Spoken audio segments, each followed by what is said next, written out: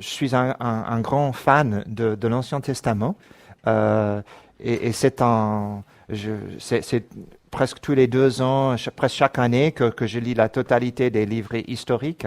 Je peine un tout petit peu plus avec parfois les prophètes, mais, euh, mais quand même une lecture de peut-être 30 fois de l'Ancien Testament. Et ceci me donne aussi plus de respect. J'ai aussi pu faire 2 voyages en Israël et en Jordanie aussi. Juste pour vous dire, donc si jamais j'ai dit des chiffres en Suisse, c'est pas c'est pour simplifier les choses. Parfois, j'ai de la peine à dire 99, etc. Mais si je dis 99, je crois que vous allez comprendre ce que je dis, d'accord? Je dis jamais 80, mais si on dit 80, peut-être vous allez comprendre. Donc c'était quand j'avais que 20 ans, je suis parti la première fois en Israël. Et puis, j'ai pu faire le voyage avec plusieurs frères et sœurs des églises à Genève il y a 3 ans. Et même certaines choses que je vais vous montrer, c'est à cette lumière. Comment est-ce que cela peut nous aider? Bon, je vous donne un exemple qui est assez facile à comprendre. En tout cas, pour moi, c'était facile. Nous chantons assez souvent parmi les jeunes. On chante «Je lève les yeux vers les montagnes, d'où me viendra le secours? Le secours me vient de Dieu.» Donc, je ne sais pas si vous avez chanté cela. C'est une belle mélodie. Quand on a les femmes qui répètent et tout, c'est extraordinaire. Mais qu'est-ce que ces paroles signifient dans le psaume 121? Parce que vous savez, c'est une citation du psaume 121, «Je lève les yeux vers les montagnes.» Et puis, deuxième chose, vous allez regarder ce psaume et il dit psaume des montées. Alors là, vous êtes vraiment coincé si vous ne savez pas un tout petit peu de la géographie de l'époque. Par exemple, monter vers quoi? Bon, c'est la montée vers Jérusalem qui est située à une altitude de 745 mètres au plus haut. Et donc, on comprend, tout le monde monte à Jérusalem. Bon, ça, vous comprenez. Mais malheureusement, quand on lit le texte, il dit, «Le secours me vient de l'Éternel qui a fait les cieux et la terre.» Bon, on dit, donc, l'idée qu'on pourrait avoir, c'est que j'ai besoin d'aide. Et donc, qu'est-ce que je fais? Je regarde les montagnes parce que les montagnes sont tellement belles. On a les Alpes et tout cela. Et les Alpes nous font penser à la création de Dieu et comment il est puissant. C'est ça, sans doute. Okay? Et on regarde cela. Sauf que dans le contexte de l'Ancien Testament, ce n'est pas de tout cela. Les gens qui étaient idolâtres regardaient sur les montagnes pour voir si leur Dieu des hauts lieux allait venir à leur secours. Vous comprenez ce que je veux dire? Okay? Et donc, ils regardaient pour dire, est-ce que mon secours va venir de ces faux dieux, de ces idoles? Et la réponse, c'est quoi? Non.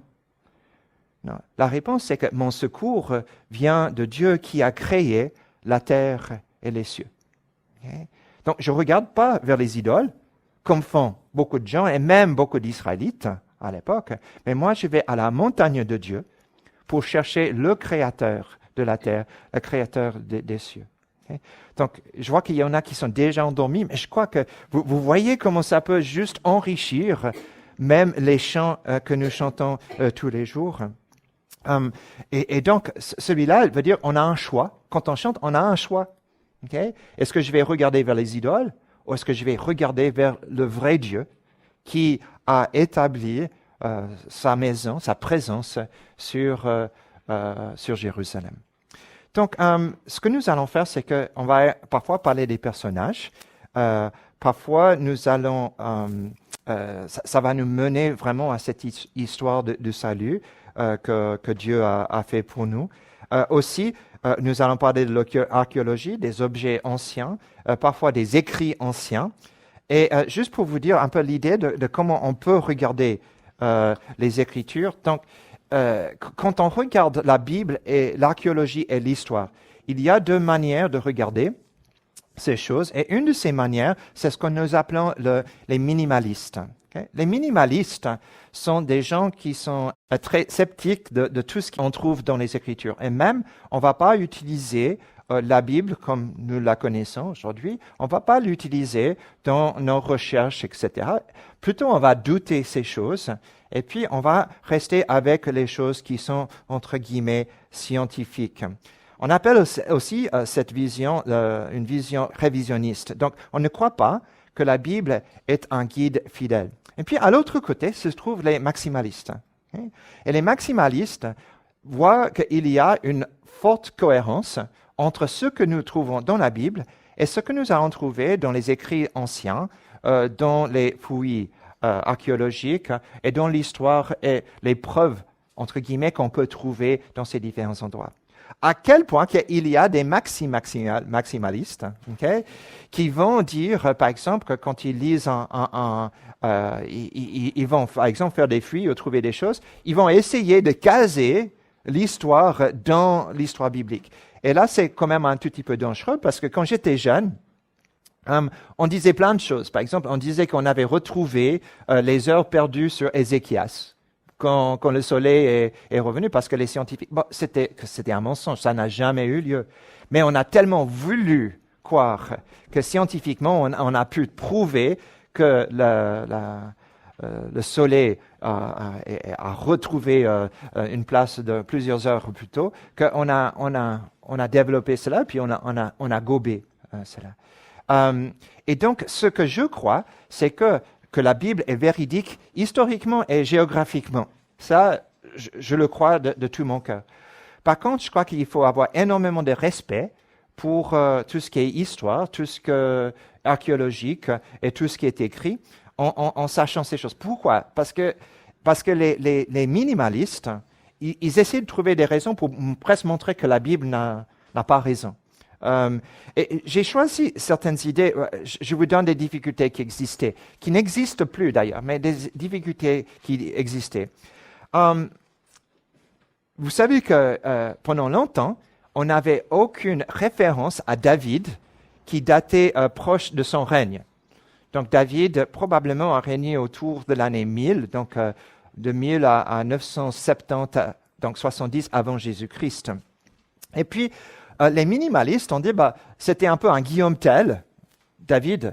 C'est un peu quelqu'un qui n'a pas vraiment existé, mais on a développé pour donner une identité nationale à Israël beaucoup plus tard. Et donc, ça c'était l'idée. Donc David, mythe. Salomon, mythe. Et puis, qu'est-ce qui s'est passé?